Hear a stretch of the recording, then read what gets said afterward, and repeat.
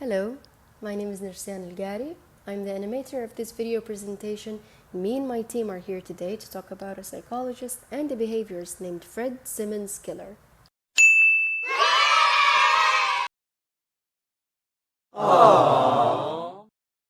Anyway, he is considered to be a great contribution to our field, and he has done some great achievements that we are going to talk about in a sec.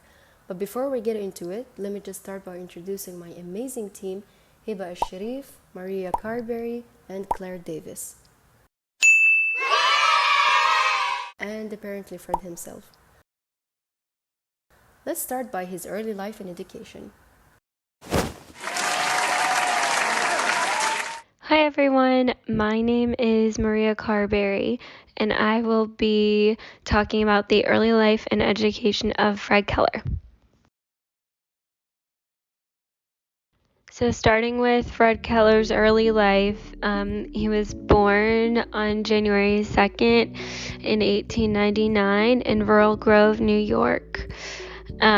He married a woman named Connie Ricketts in 1920, and transitioning into education, he went to Tufts University and he studied psychology, which he then graduated in 1926 and started graduate work at Harvard.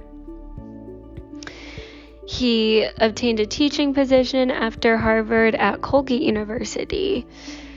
And around 1932, he remarried a different woman named Frances Scholl, and he ended up divorcing Connie. He then moved to Columbia University and taught for 26 years after that. He spent a year in the University of Sao Paulo in Brazil, and after retiring from Columbia in 1964, he returned to Brazil, where he founded the psychology department and developed the personalized system of instruction, which is the guide to the Fred S. Keller papers. That's the resource for that, and sometimes they're called the Keller Plan. This consisted of an individually paced instruction, mastery-oriented teaching method that has had a significant impact on college-level science education. Students received a printed study guide for the first unit of the course and could work anywhere, including the classroom, to achieve objectives outlined.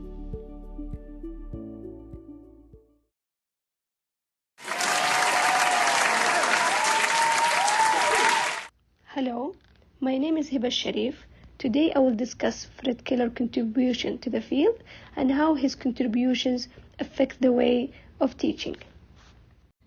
Keller changed the course of behavior analysis history. Keller and his friends introduced a laboratory component to their introductory psychology course at Columbia University that required students to demonstrate behavioral principle using a live rat. They call it the rat lab. The second innovation was the Keller book Principle of Psychology, published in 1950. Fred proposed a reinforcement theory that applies to his teaching in addition to research. The history of behavior analysis in Brazil began with Keller's visit to Brazil. He introduces Skinner's work to Brazilian psychologists. Fred was known for operant condition and personalized instruction. Keller developed what is now known as the PSI, or the Keller Plan. He introduced it through his best-known paper, Goodbye Teacher. The U.S. Army Service adopted Keller code voice method for teaching Morse code during World War II. Was successful application of basic principle of behavior analysis. The young men and women who received his training came in a very short time to participate effectively in the military. Fred also introduced the generalized condition reinforcement that was very valuable to the field. Keller authored and co-authored several books and over 80 articles in his field. He received numerous awards. One award, the Certificate of Merit from President Truman in 1948 for his World War II research. Another contribution that will continue to affect our field that Fred had written an autobiography, and at the time of his death it was up to date.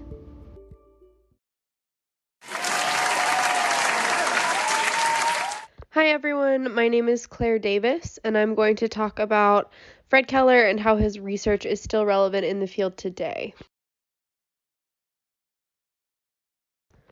Fred Keller was an incredibly well-loved behavioral psychologist. He contributed so much to the field of behaviorism and applied behavior analysis, but one of the things that has really stuck around is called the Keller Plan. It's his personalized system of instruction. In this curriculum, the curriculum is divided into units set in a logical progression. So each unit requires background knowledge from the previous unit to continue forward. There are regular assessments to determine mastery, and the student continues to be assessed on the current unit until the mastery is reached. Within this plan, error correction is utilized along the way just to aid not only in reaching the mastery, but also in maintaining it. The criterion for moving forward to the next unit again is the mastery of the previous unit, and so each student works at his own pace. The basics of the personalized system of instruction are used in many schools, just kind of as a basic element of teaching that's provided to the teachers, but it is fully implemented at the Fred Keller School, which actually has 2 campuses in New York, and this is one of several institutions included in the Comprehensive Application of Behavior Analysis to Schooling, aka the CABAS program.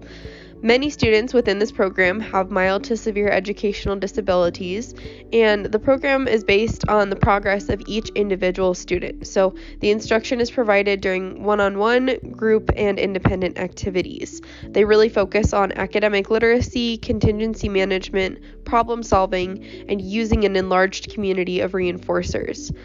Within the program, continuous direct measurement of the teacher and student performance is used within the system, and this is really to increase the opportunities for student responses by measuring the daily number of opportunities provided by the teachers, and it utilizes positive reinforcement and error correction techniques. The program is individually tailored training objectives for the teachers, the therapists, and the supervisors, and this really increases their behavioral expertise on verbal behavior, contingency-shaped teaching skills, and the verbally mediated scientific repertoire. And it also includes intensive parent education into behavior analytic principles and techniques, because the students really need to be provided with as many opportunities as possible, not only at school, but also at home as well.